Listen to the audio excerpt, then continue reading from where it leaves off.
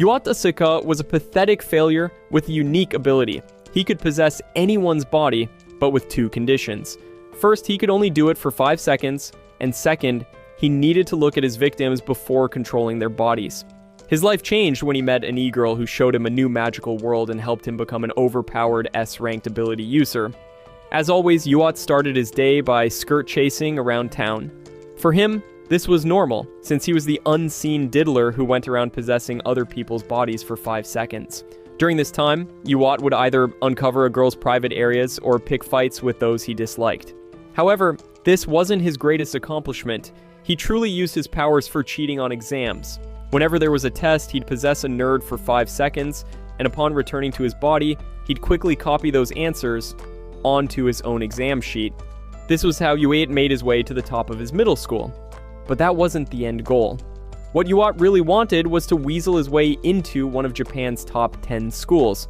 Since he could only possess people he had seen, he found himself in a pickle when he realized he wouldn't know who to possess in the entrance exam hall. Yet, being the embodiment of Lucifer himself, Yuu Ot quickly devised a clever solution. The first phase of his plan involved altering his appearance and attending cram schools to blend in. Building on this, the second phase required him to compile a list of the top students applying to his preferred school, ensuring he had perfect candidates lined up for possession when the time came. Days later at the entrance ceremony, Yuu Ot found himself seated among the selected students for Hore Private High School. The announcer called his name, asking him to come forward and deliver a speech as the new student representative.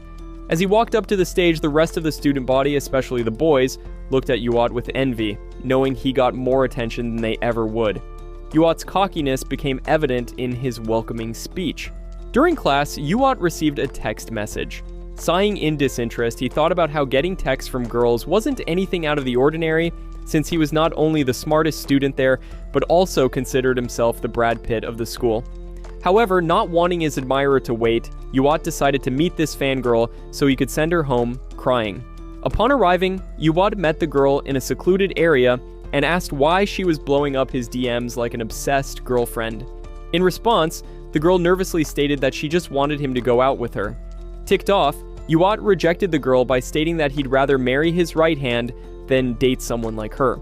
Upon facing rejection, the girl ran away to start her transformation process. Yuu Ot watched her run and smirked. After all, why would he go out with a girl that looked plain when he had eyes for the most popular girl in school, Yumi? Today, instead of watching Yumi like she was a masterpiece, Yuu Ot decided to make his move. As Yumi and her friend waited at the bus stop, Yuu Ot waited for the perfect opportunity to strike. When a truck appeared on the road, Yuu Ot instantly realized he could use this as his opportunity to get close to Yumi. So he made his move by possessing Yumi's friend and making her run away, then possessed the truck driver and steered the truck in Yumi's direction. Of course, right when the truck was about to hit her, Yuu Ot returned to his body and pushed Yumi to the ground, making it look like he'd just saved her from a major accident. As Yumi found herself dazed, Yuu Ot asked if she was okay. Yumi's friend returned to the scene shortly and snapped her back to reality by mentioning how Yuu Ot had just saved her from serious injury. Yuu Ot then helped Yumi up and took her to the nurse's office to get bandaged. When they stepped out, Yumi shyly told Yuu Ot that she wanted to thank him for saving her. However, having done his homework on romance, Yuu Ot pretended to turn Yumi down by telling her how he didn't want to impose himself on her. Yumi, oblivious to Yuu Ot's true nature, insisted on repaying his kindness, and eventually Yuu Ot agreed to going to a cafe with the school's pretty girl. At the pancake place, Yuu Ot prepared to dig into the food like he was on a mission, but Yumi quickly stopped him and showed him the proper way of eating pancakes. Despite disliking Yumi's way, Yuu Ot praised her for being so creative with food, as he knew the best way to a girl's heart was by agreeing with her. As they were about to part ways, Yumi asked if he could meet her daily after school. Yuu Ot agreed, thinking he had Yumi wrapped around his little finger. The following day, Yumi, completely unaware of what a red flag Yuu Ot was, texted him so they could walk home together. As Yuu Ot received the text, he started laughing to himself until he realized everyone could still see him. Before he could take Yumi somewhere private, Yuu Ot was called to the student council office. At the student council office, Yuu Ot came face to face with Amira, the president of the council, holding a bunch of papers. Amira, in an authoritative tone, told Yuu Ot that since he topped his class, he now had to replicate the answers from his test onto the test sheet in front of him. She further explained that if Yuu Ot failed to score above 90%, he would face expulsion as he was under suspicion of cheating. Realizing he was like a cornered rat, Yuu sat down to attempt the test but panicked upon looking at the questions that were beyond his limited understanding. Wanting to cheat again, he possessed Amira's body only to find out that instead of working on academic materials, Amira was looking at some inappropriate magazine. Out of frustration, Yuu tore the dirty magazine before returning to his body. Just as he snapped back into his own body, a girl with ash blonde pigtails appeared next to his desk holding a camera. She introduced herself as Now, from a different school, and pulled out recordings of Yuu using his ability to possess people. Caught by this newcomer, Yuu bolted from the office quickly, but soon realized he was being chased by someone super fast. When Yuu stopped to catch his breath, he was lifted into the air and dragged across a lake. Looking up, he found a boy wearing large glasses staring at him. The boy introduced himself as Joji Ryu and revealed that his ability was super speed, but he had yet to learn how to control it. When Yuu asked what they wanted with him, Now appeared out of nowhere and answered that he would be transferring to Ocean High School, which was a school for students with supernatural abilities. She also revealed how these superpowers were actually a condition which would eventually disappear once they all reached puberty. As Now stated that she had already gotten approval from his guardian, Yuu became upset and tried to fight Now. But before he could strike her, Now disappeared, and gave Yuu a beating which made him reconsider his actions. Joji Ryu explained to Yuu that Now only turned invisible to the person of her choosing. For the rest of the world, she was very much visible. Now then told Yuu that she wanted him to join the student council as she believed he could help her with many things. After getting beaten soundly, Yuu returned home, where he was greeted by his sister, Yumi. She excitedly told him they were both going to Ocean High, and that she had made omelet rice to celebrate. While having dinner, Yumi told Yuu how she felt like they had another sibling out in the world. Of course, Yuu dismissed her by telling Yumi that she needed to stop making up imaginary friends. The following day, the siblings moved to Ocean High, and Yumi excitedly explored her new room. Later that evening, Yuu sat Yumi down and explained that he was moving to another school but would like her to visit. However, Yumi told Yuu that she had a loving father and didn't want to chase after a guy. With that, she bid Yuu goodbye, leaving him feeling rejected. The next day, Yuu got ready for his new life. Upon seeing his reflection, Yuu thought about how attractive he was. As he left, he was greeted by an excited Yumi, who once again handed him omelet rice for lunch. Annoyed by the same food every day, Yuu thought about how Yumi deserved to be treated better. Upon arriving at his new school, Yuu was welcomed by Now and Joji Ryu.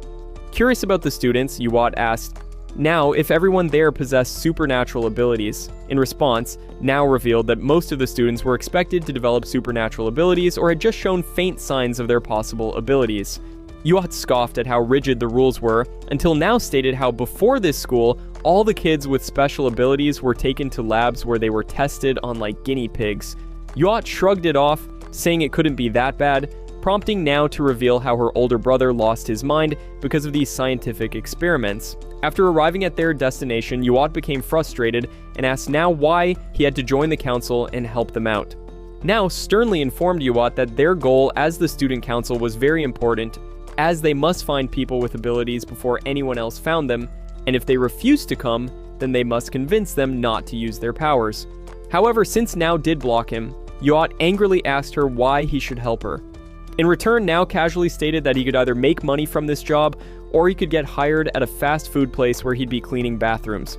In the end, Yuu begrudgingly accepted Now's proposal. Later that day, Yuu grimaced as he opened his lunchbox and found Yumi's omelet inside. Suddenly, Joji Ryu arrived and told Yuu they should have lunch together in the cafeteria. Yuu glanced at Now, who had been eating alone, and asked Joji Ryu why she was by herself. Joji Ryu said they could invite Now, but Yuu rejected the idea. The boys later arrived at the cafeteria and found it packed with hungry students. As Yuu wondered how they would get to the food with all the students, Joji Ryu smirked and stated that where there's food, there's a way. He then revealed his plan of using his superpower, which prompted Yuu to ask how he would do that without getting caught. Joji Ryu told Yuu that he was worried about the wrong thing, because once he activated his power, he wouldn't be able to see which sandwich he could grab. With that, Joji Ryu ran towards the sandwich stall at incredible speed and grabbed a handful of sandwiches.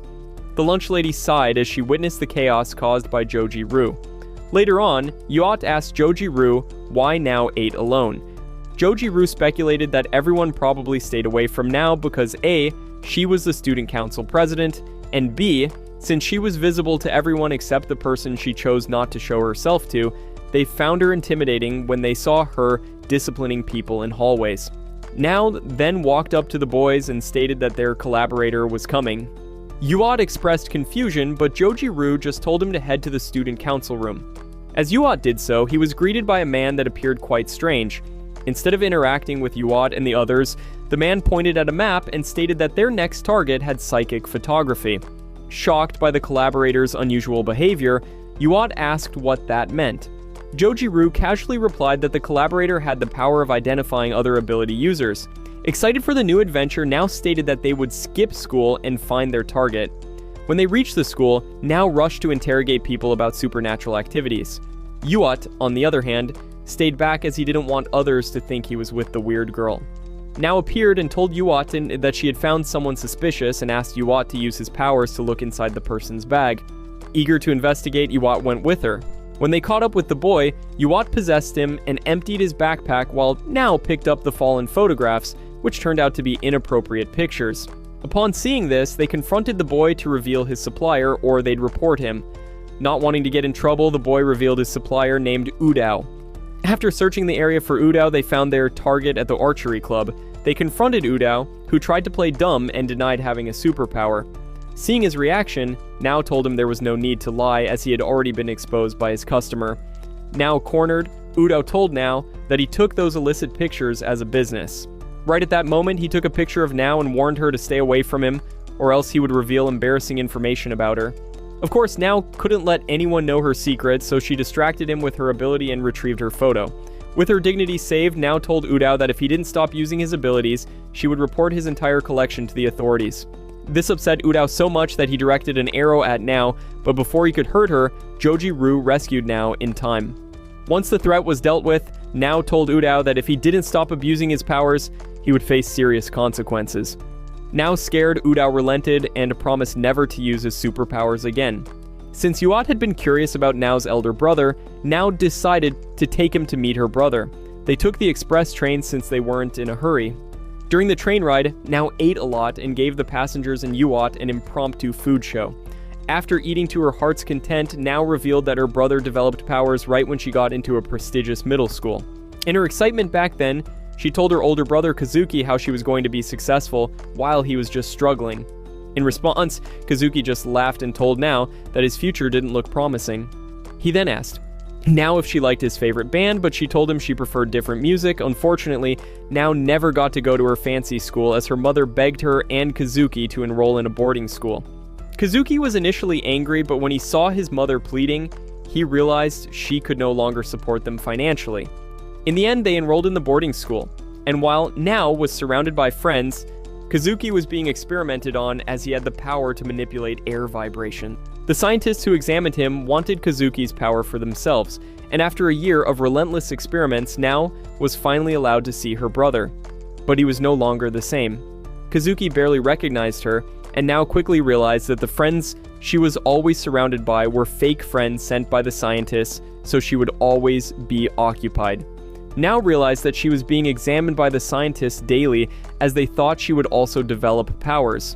And before they could harm her further, Now escaped and got help from a mysterious benefactor.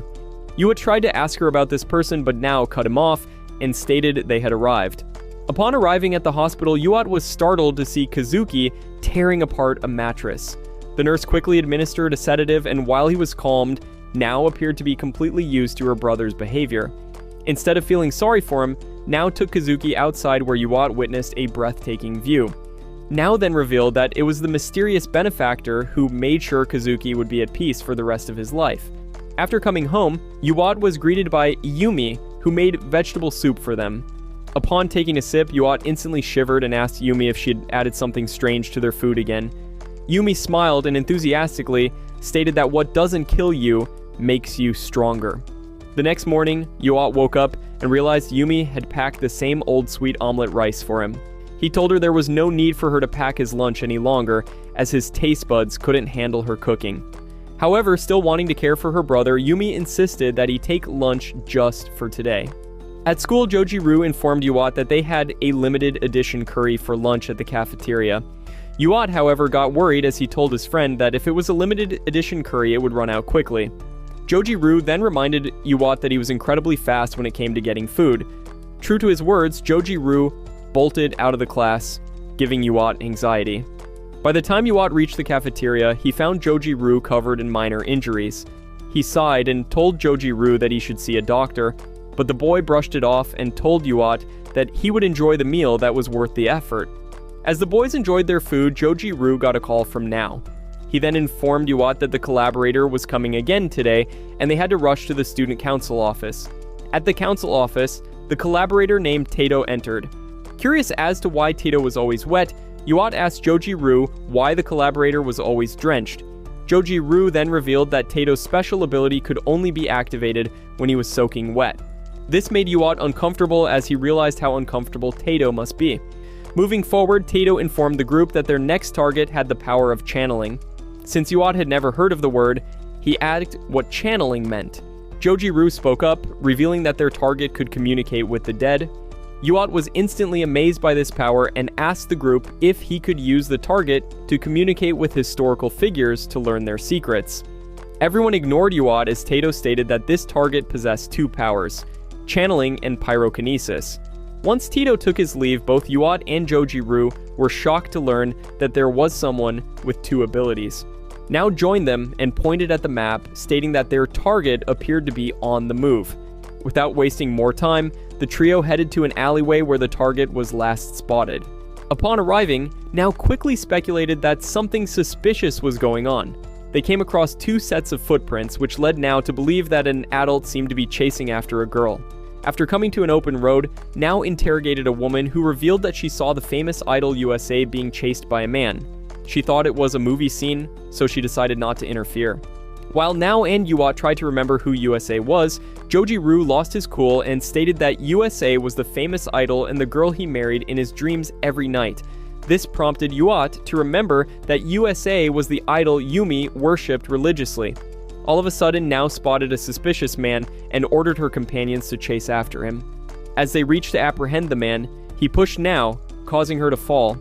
Yuat quickly possessed the man's body, and Joji-Ryu took care of the rest. Now cursed as she told the man that if she was injured further, she would make him pay for her medical bills. Terrified of the girl who was much shorter than him, the man quickly revealed that he was ordered to follow USA.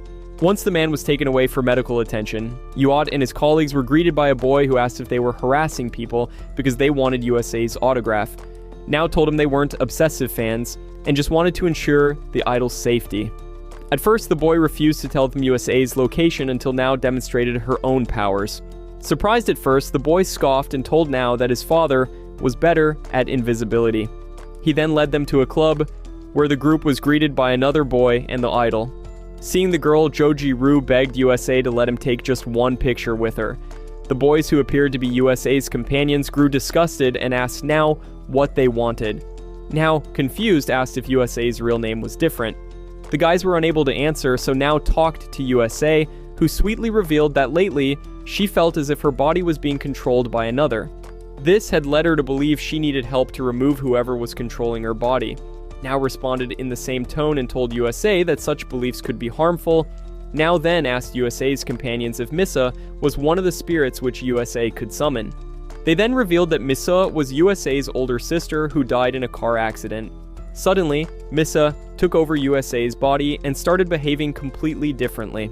Yuat was surprised to see such a difference in USA's character, as before Misa possessed her body, USA appeared to be very gentle.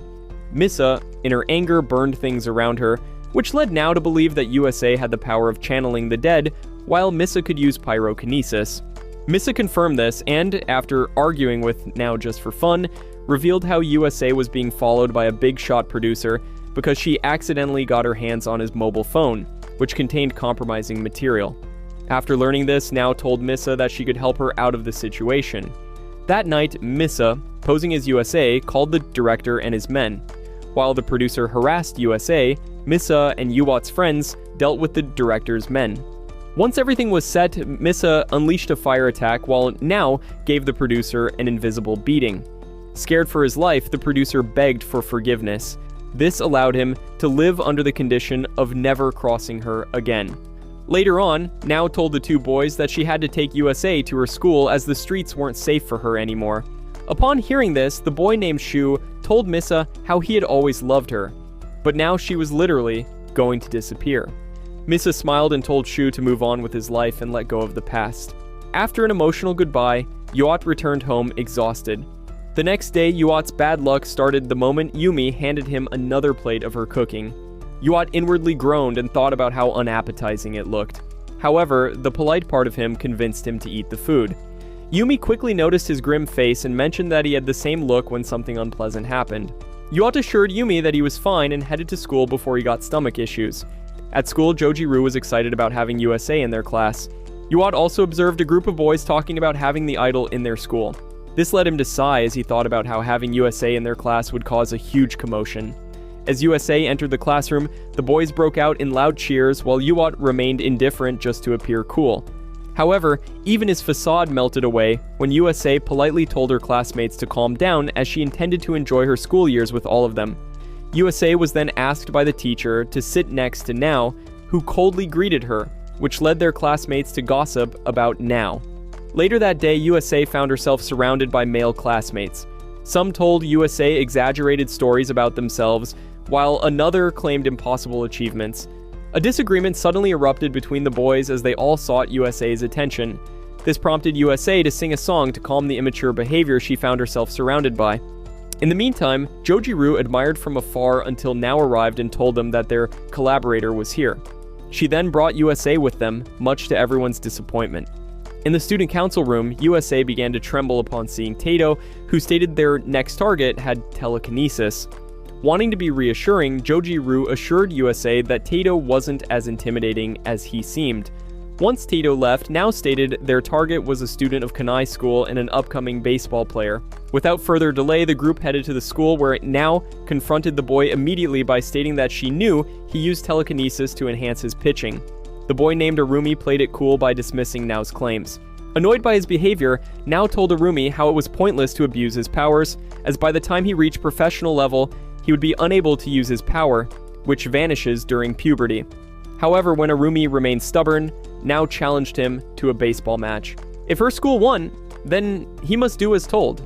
Arumi agreed and stated that if his team won, then she must stop interfering in his business. With everything settled, Nao and her group walked home. When Yuat asked her how she planned to win, Nao casually revealed that since nobody in the baseball team possessed powers, they would simply have to join to beat Arumi. The following week, Nao and her team faced Arumi and his team. Before the match, Nao warned her teammates that if they made her lose, she would make them do tedious tasks as punishment. The game began, and to Nao's dismay, Arumi and his team dominated until Nao had enough. She gathered the student council and stated that they would start playing strategically and asked her team to use their abilities. The match took an interesting turn, which ended with Nao and her team emerging victorious. After the match, Yuat found himself enjoying his new school while Arumi agreed to play fair from then on. The next day, Yuat observed as USA continued to attract crowds around her. Annoyed, he wondered why everyone was acting like USA was somehow different from everyone else. Joji-Ru, being USA's biggest fan, defended her with exaggerated praise. All of a sudden, USA was surrounded by angry girls who dragged Nao outside. Curious, Yuat decided to follow them. From a distance, Yuat watched as the girls confronted Nao, who silently accepted their treatment. Once they left, Yuat realized they probably confronted her because of her reputation for disciplining others. He then checked on Nao, who brushed off her clothes and bluntly told Yuat that if he was so concerned, he should have intervened.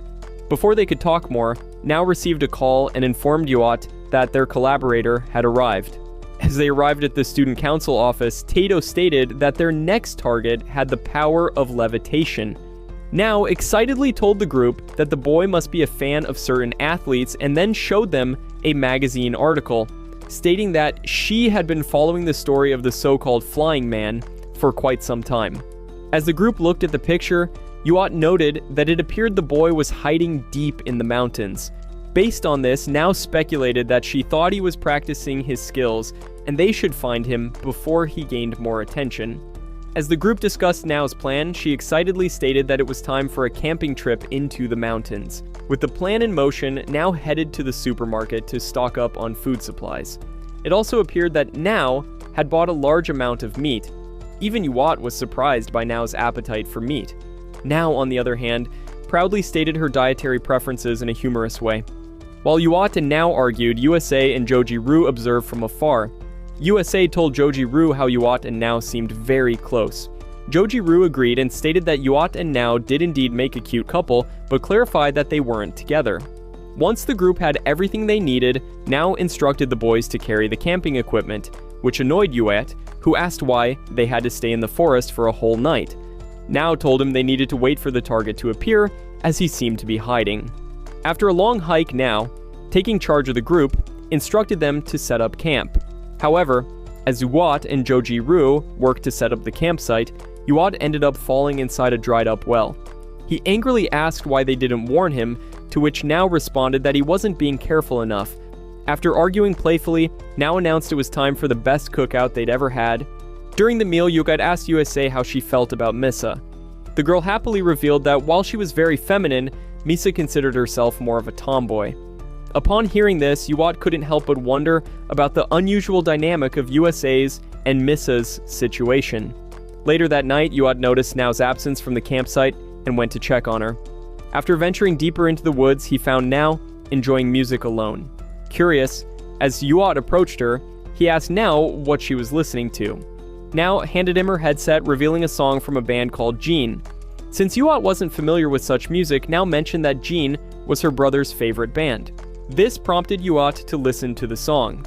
As he did so, he instantly found himself mentally transported to a vast field.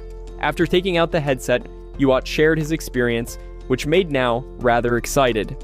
She told Yuu he was different from others as he managed to understand the depth of the song. Not wanting to seem like a casual fan, Nao told Yuu how the lead singer of the band was blind, which was why the song was so soulful.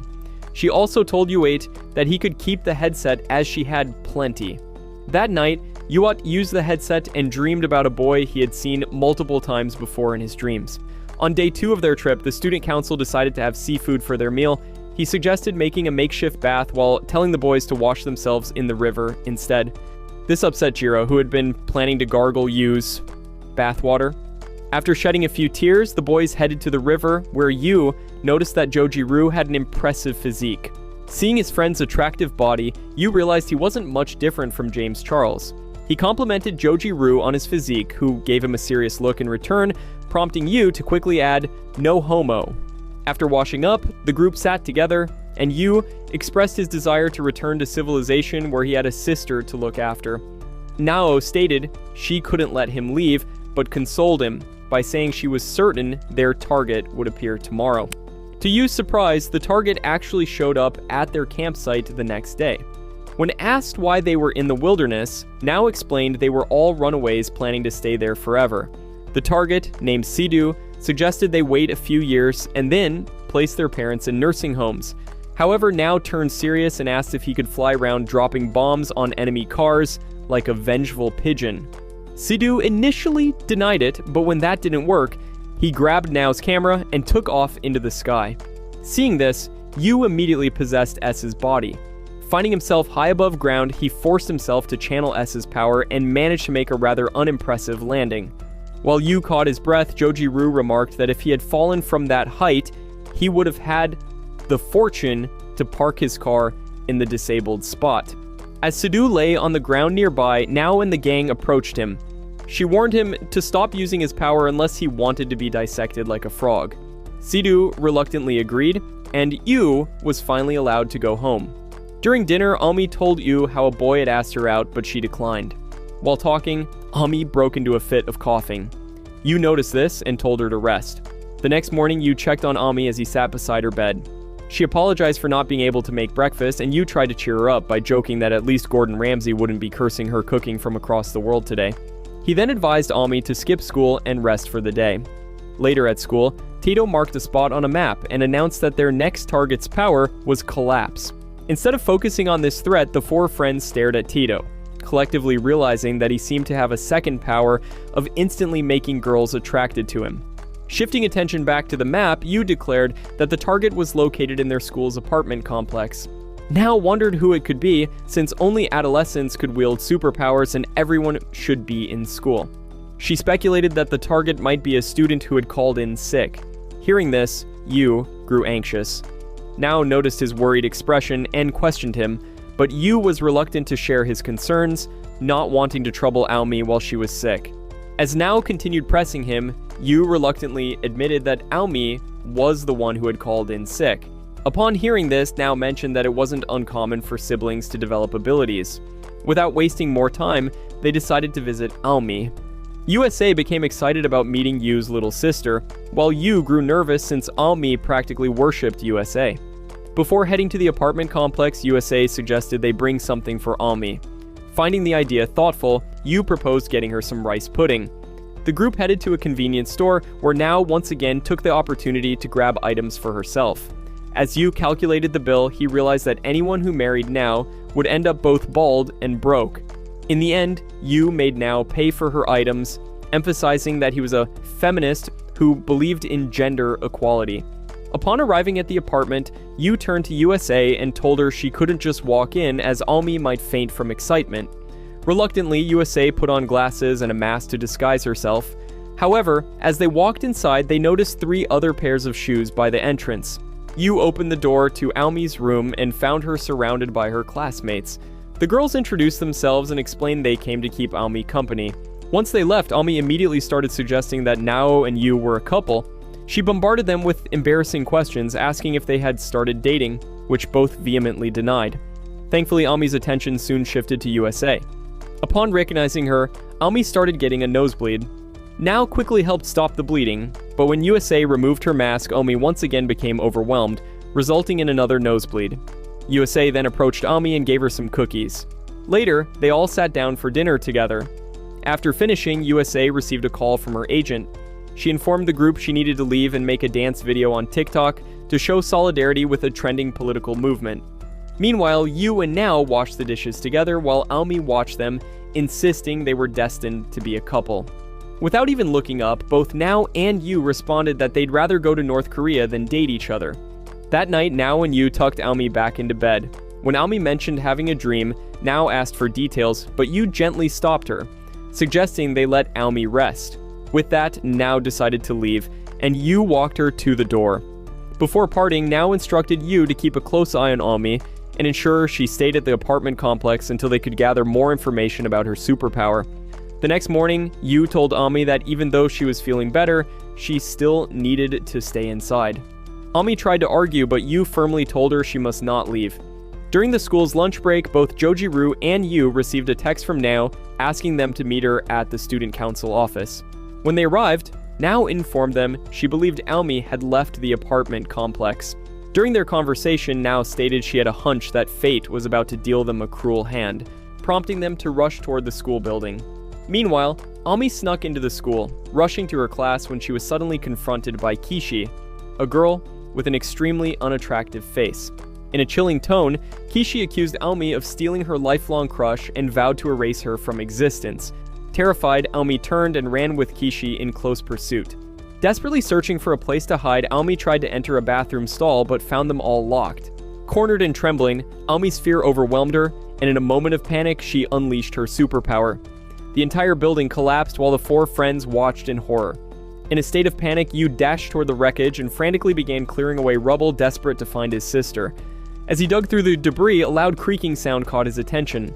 Looking up, his heart skipped a beat as he saw a massive boulder breaking loose and plummeting straight toward him.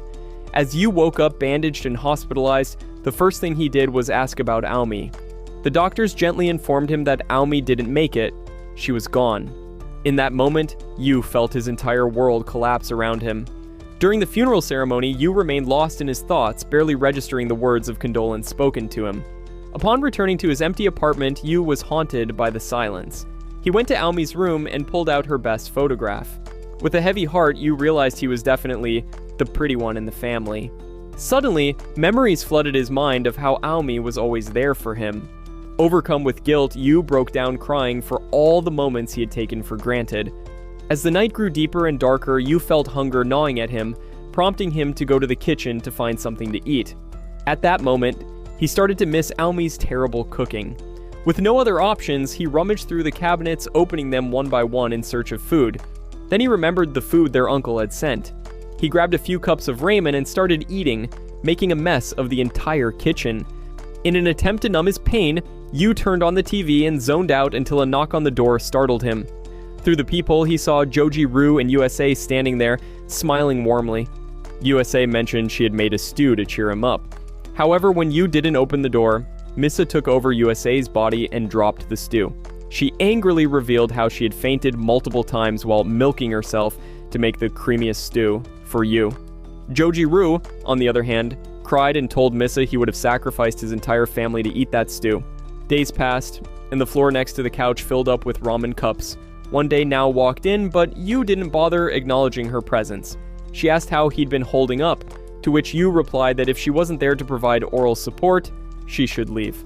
Pointing to the pile of ramen cups scattered around, Nao offered to clean up, but Yuu just shrugged and commented that he always wanted a top maid. Feeling burned out, Nao then asked Yuu to go out with her for pancakes, but he declined and asked why she was trying to be his mother. Undeterred, Nao told Yuu that since he wasn't a vampire who would sparkle in sunlight, he should go out with her.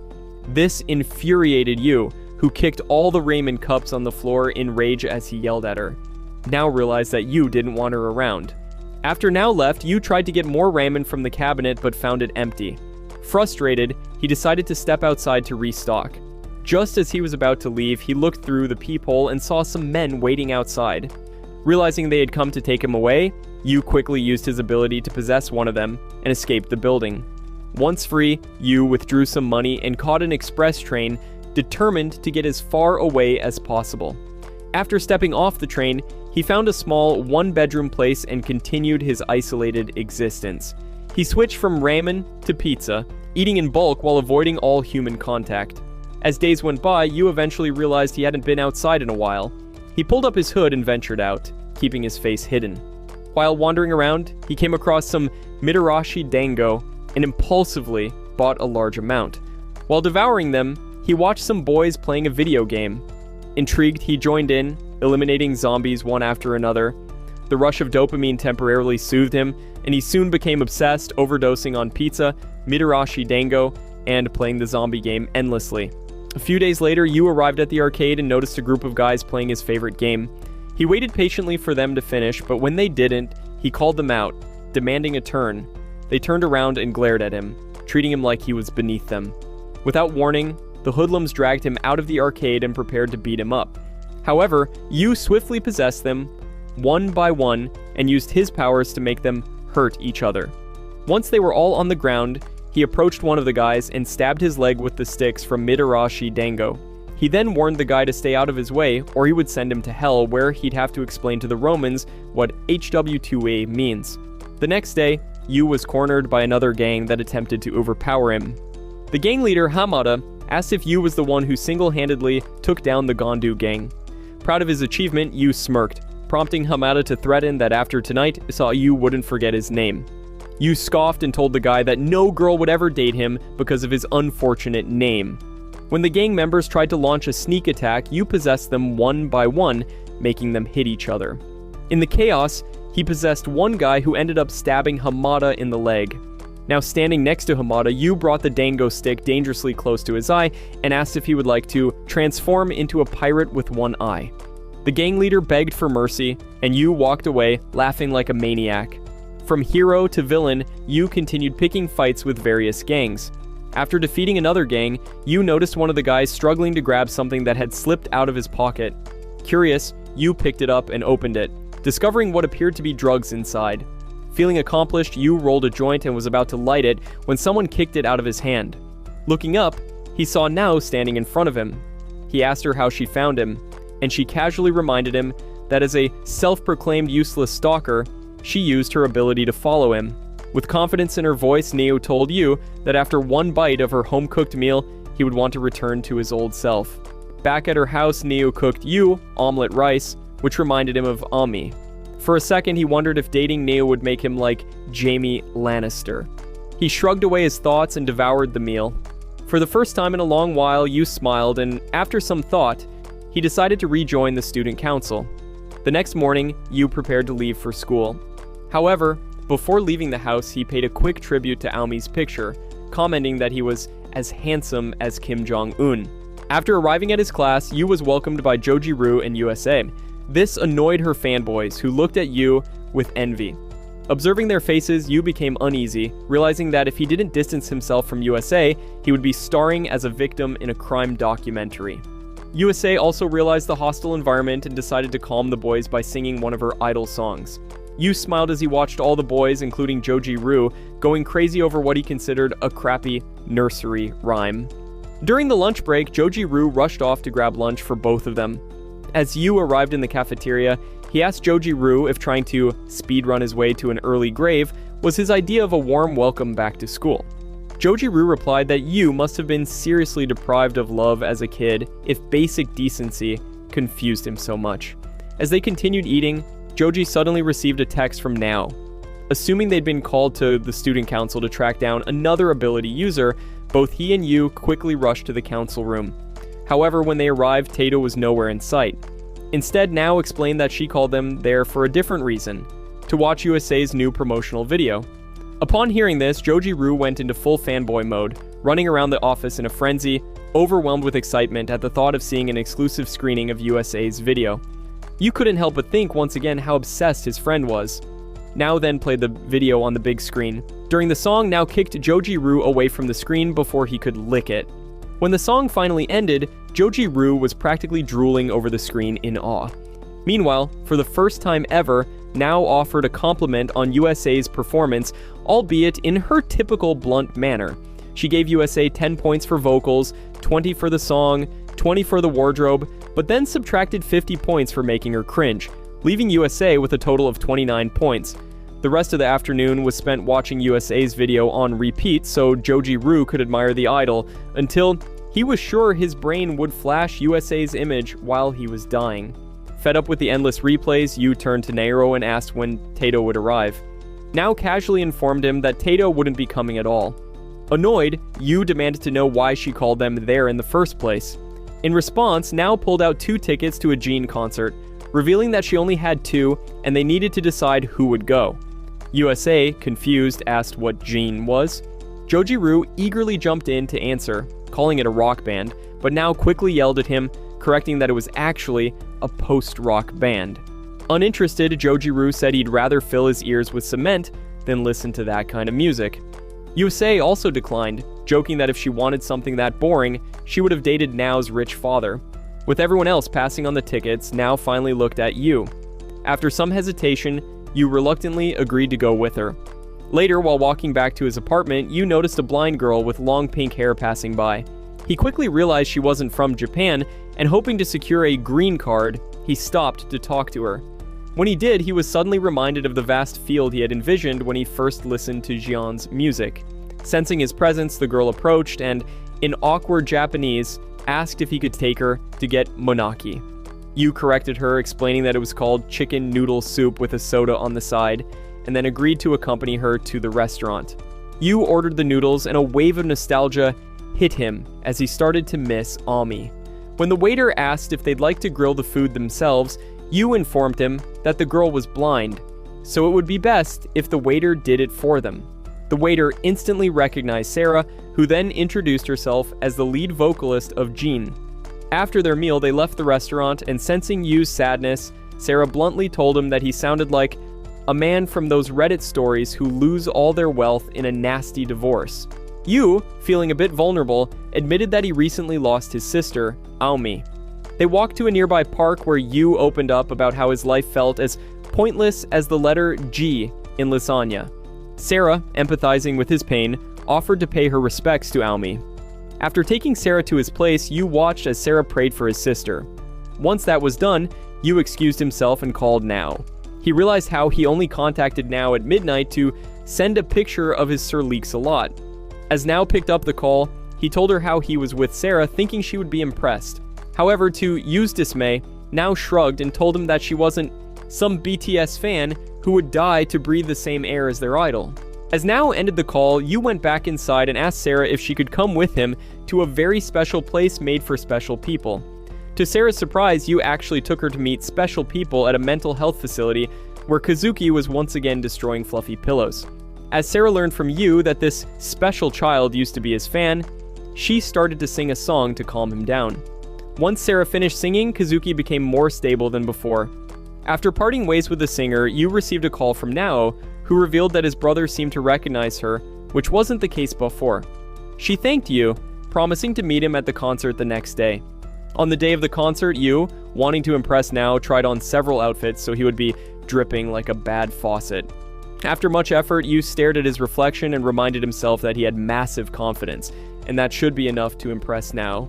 Upon arriving, Yuu spotted Nao and told her that if they were in the 1800s, he would have accused her of being a witch, as she had completely blown him away with her beauty.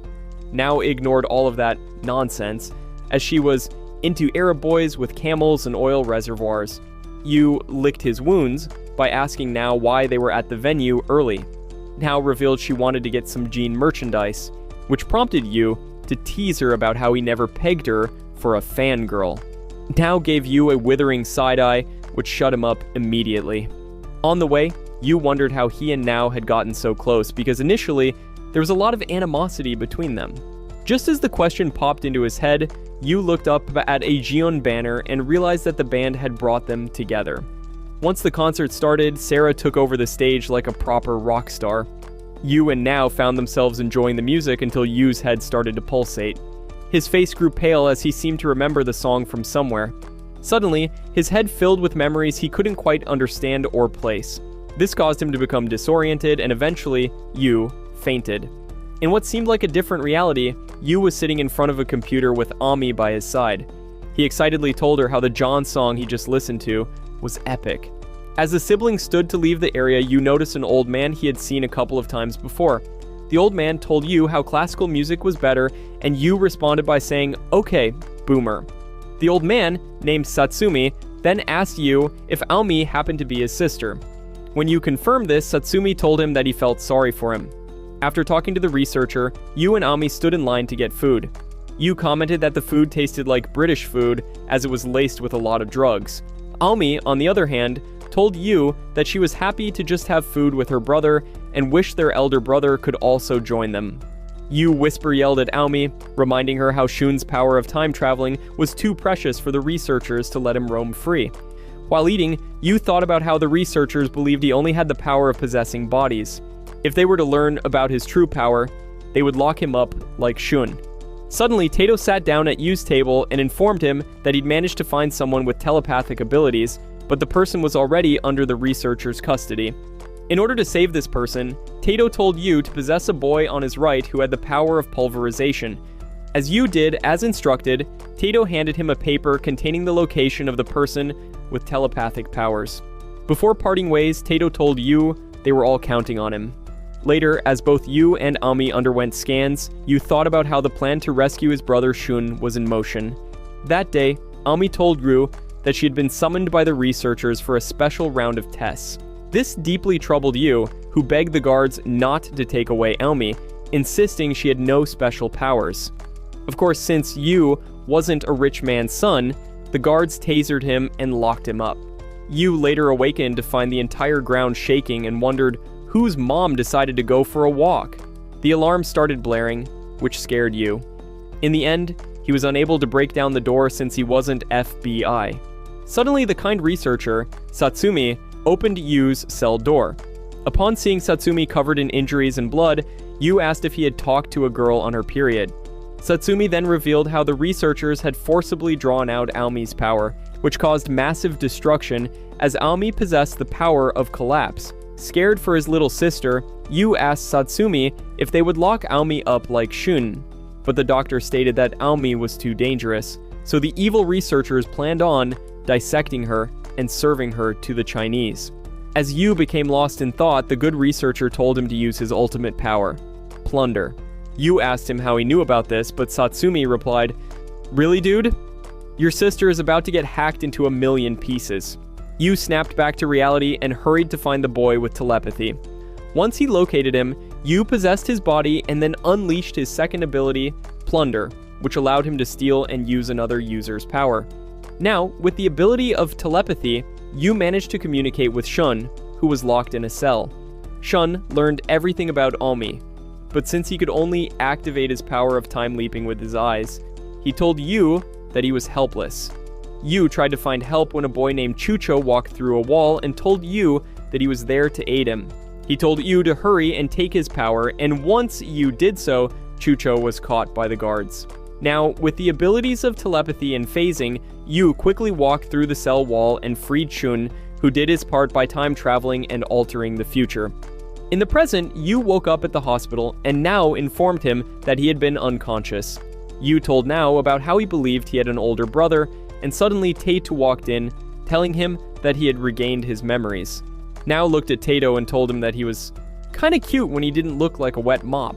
Taito ignored Now since he wasn't trying to be the next Leonardo DiCaprio, and told Yuu that he would take him to meet Shun.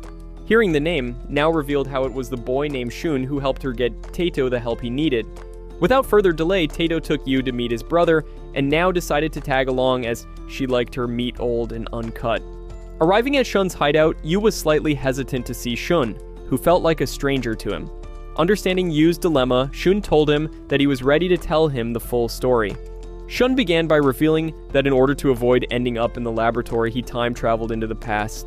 He explained that he woke up in his younger body, but with the knowledge of everything that would happen in the next 3 years. Knowing the importance of Taito in the future, Shun tackled him down and prepared to give Taito a brotherly gobble gobble. Taito tried to push him off, as Shun stated, "No homo," and revealed how they used to be best friends. At first, Taito thought Shun was just trying to get into his pants, but he ended up trusting him eventually. Since Taito had the power to identify other ability users, he took young Shun to a hideout where he had already formed a group of kids with abilities. Arriving at the place, Shun joked about how they had already formed a dead poets society of their own. However, the 3 kids looked at Shun as if he had 3 nipples. To win their trust, Shun pointed at Chino and said that if he was a weird stranger, he wouldn't know that Chino possessed the power of phasing through objects. Moving on, he told the ugly girl Moki that she had the power of hypnotism, and while she could make others fall asleep, she also became sleepy in return. Lastly, he pointed at Mio and stated that he had the power of deleting one's memories. With this demonstration, the group finally believed Shun and agreed to listen to his plans. Shun told them their first goal was to gather more kids with special abilities, but even after creating a whole society of kids with powers, Shun ended up failing because when the time came, the adults apprehended them, and they were unable to free themselves. This led Shun to believe that he must seek the help of adults to fight these nasty adults. So, after time traveling once more, Shun revealed the plan, and Taito stated that he knew a couple of adults who would believe them and their cause, as they too had powers when they were young. Shun recounted how he had to attempt this process 4 times, and by the 4th attempt, he noticed he was starting to lose his vision. During the celebration of his 15th birthday, Shun got the idea of raising funds to hire adults who could assist them. Taito agreed, and they set out to gather funds. However, the researchers always managed to recruit these adults before Shun and his group could. Shun narrated that after another time travel attempt, he celebrated his 15th birthday once more. This time, he became more aware of the importance of protecting his siblings. He recalled that Yuu had mentioned something about high school, which inspired him to create a school where he could monitor and protect kids with special abilities from being experimented on by the researchers. He called Taito and shared his goal to safeguard these children until they reach puberty, at which point their powers would naturally disappear. Shun also stated that this would be their last attempt before he went completely blind. After waking up from his last jump, Shun realized his eyesight had completely deteriorated. However, the determination to protect his siblings and friends became his vision. Shun and the group started working tirelessly to establish a school, and eventually they succeeded. Once the school was up and running, Shun decided to erase Ami and Yuu's memories, as he couldn't run a school and babysit his siblings at the same time. With the help of his friends, he removed Yuu and Ami's memories. Once that was done, Shun focused on building schools across Japan to protect more children. In the present, Shun told Yuu that it was time to save Ami. When he told Yuu to possess him and take his power for himself, Yuu became confused until Now revealed that she and Joji-Ru had always known the true nature of his power, as Tato had told them before they came to recruit him. Upon hearing this, Yuu asked Now why he wasn't told this before, as he could have just plundered other users' abilities instead of confronting them. Now revealed that they didn't know what the side effects of taking everyone's powers might be, so they decided to keep it a secret. Shun then joined the conversation, telling Yuu to take his power and use it to save Aomi. Yuu complied, taking away Shun's time travel ability. He then used it to travel back to the night when Aomi first fell ill. As Yuu watched over her, he felt a mix of nostalgia and determination. The next morning, when the student council suspected someone in the apartment complex had powers, Yuu got up and suggested they check on his sister, knowing what was about to happen. Events played out as they originally did, with the suspicious girl visiting Aomi, but this time Yuu kept a watchful eye on her. When night fell, Yuu told Nao that he was from the future and that his sister would die the following day. Without hesitation, Nao believed him and agreed to involve the student council in the plan. The next day, instead of keeping Aomi home, Yuu plundered her power and sent her to school, following her with the student council members close behind. When the time came and the girl approached Aomi, Yuu stepped in and shooed her away, then safely escorted Aomi out of school. As they walked, Yuu spotted Tato and called him by the nickname Shun had given him, signaling that he was now fully aware of the situation. Recognizing this, Tato took Yuu directly to Shun. Upon arriving at Shun's facility, Yuu introduced Aomi to Shun, revealing that he was their elder brother. Aomi was left confused, unsure how to process this new information. Shun approached them and began to explain why he brought them to the facility. However, Yuu interrupted, saying he already knew the reason. Yuu proceeded to fill Shun in on everything he did, including the events that occurred before he time traveled. Shun found himself impressed and praised Yuu for being able to execute the task flawlessly. Yuu smiled and asked Shun if they could go home now. But to his dismay, Shun stated that none of them could return home. He then told Yuu that he had the ultimate power, which meant he was more famous than Sydney Sweeney's huge talents. Shun then led them to a research facility where Yuu recognized Satsumi from his dreams. Furious, Yuu asked why they were at the facility, and the researcher began to explain that they were working on a vaccine to prevent people from developing the same illness that leads to superpowers. Puzzled, Yuu questioned why their powers were considered an illness. The scientists revealed the existence of a comet named Charlotte, which passes by Earth periodically, causing a dust rain that, when inhaled, grants people special abilities.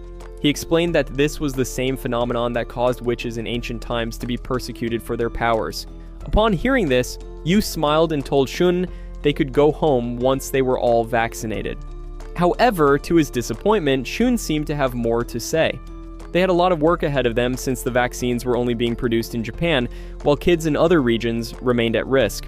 When he asked how that was their problem, it really ticked off Shun, who warned him that his sharp tongue would someday get him cancelled on Twitter. Later on, he and Yumi were greeted by Shun's friends, who immediately took a liking to Yumi while he was completely left out, the same way he always got excluded from every conversation. The next day, Taito realized another ability user had appeared. He mentioned to him that he was going to update Nao and Joy-Ru about the situation. As he sat inside his car, he noticed his driver Furuki trembling with fear. When the driver took a wrong turn, Taito became concerned and prepared to call his friends. However, before he could call for help, Furuki apologized and explained that his family was in danger, and the people holding his family had instructed him to bring Taito. Understanding the gravity of the situation, Taito agreed to go with Furuki. Upon reaching an abandoned warehouse, Taito was greeted by a group of men who told Furuki he had one more task to complete. Once Furuki left, the men began torturing Taito to extract information about other ability users. When Taito refused, a muscular guy knocked out his teeth. Not wanting to give his abductors the satisfaction of hurting him, Taito laughed and pointed out that he now had no teeth. Irritated by this, Taito's abductors injected him with a truth serum, which forced him to reveal everything. That night, Taito's abductors raided the school created by Shun and captured Nao. That same evening, Shun received a call informing him that Taito and Nao's lives were in danger, and if he wanted to save them, he needed to hand over Yuu. Before ending the call, the villain warned Shun that they had been planning this for quite some time, meaning he couldn't escape the situation using future traveling. Out of options, Shun told Yuu how with great power comes great responsibility, and now he had to save everyone. Yu became furious and told Shun that he was already traumatized and wished a truck would hit him right then, so he could be reincarnated as a slime in another world. In his state of anger, Yu was about to trigger Yumi's power of collapse when Shun calmed him down and told him to think about Now. Alone with his thoughts, Yu remembered all the moments he'd shared with Now and realized that she was the one. With this realization, Yu headed off to save Now. However, upon arriving, Yu was attacked by a boy who injured one of his eyes, making it impossible for him to use Time Leap. Now enraged, Yu ended up unleashing his ability, Collapse, which destroyed the entire building. Shun and his friends quickly ran toward the rubble and found an unconscious Yu. Shun's friends realized that Yu had used the last of his power to save himself. This upset Shinachi, who asked the unconscious Yu if he had only saved himself. A few seconds later, the gang found Tato, who had sacrificed himself to save Now from the collapse. Shun broke down as his best friend died in front of him, unable to do anything.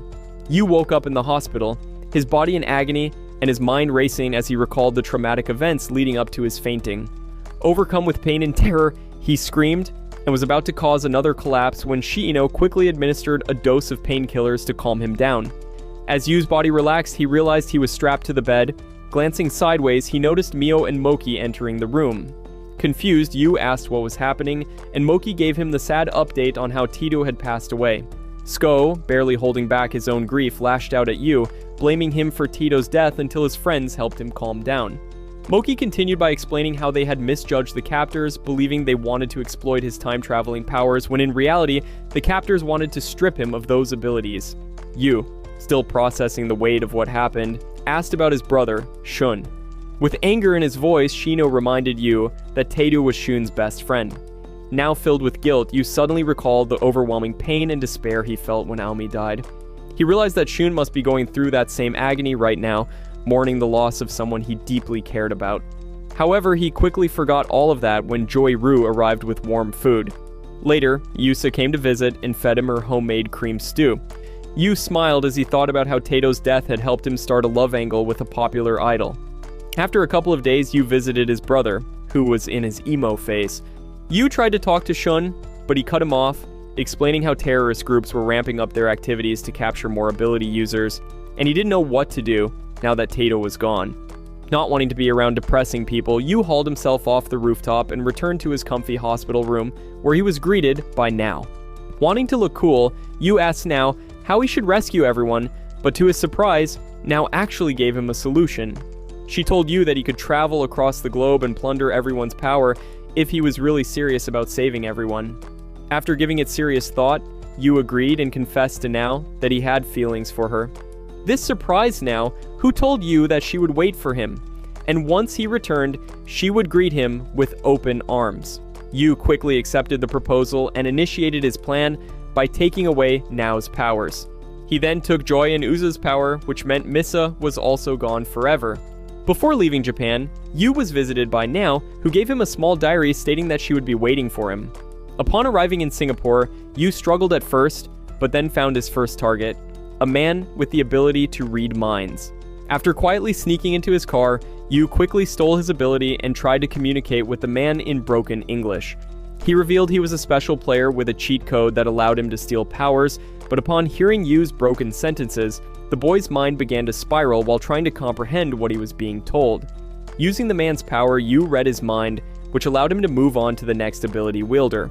His next target, a boy named Angelo, possessed the ability to track those with supernatural powers. As Yu stole his power, he realized that everything would now be like a walk in the park, since he could easily track down other ability users. After taking care of all the ability users present in Singapore, Yu headed to South Africa and then to urban Egypt. Soon enough, Yu became known as the One-Eyed Grim Reaper. However, the more powers Yu consumed, the more unhinged he became. One day, Yu went to sleep, and the next day when he woke up, he realized he had destroyed an entire town. Eventually, there came a time when Yu forgot about Now, and all that remained in his head was the promise he once made to someone dear to him. After years of plundering users of their abilities, Yu finally rid the world of ability users. Just when he collapsed from exhaustion, Shun arrived in a helicopter. When Yu next awakened, he found himself in a hospital with Now by his side. When he asked who she was, Now stated that she was his girlfriend who had made him promise to come back home.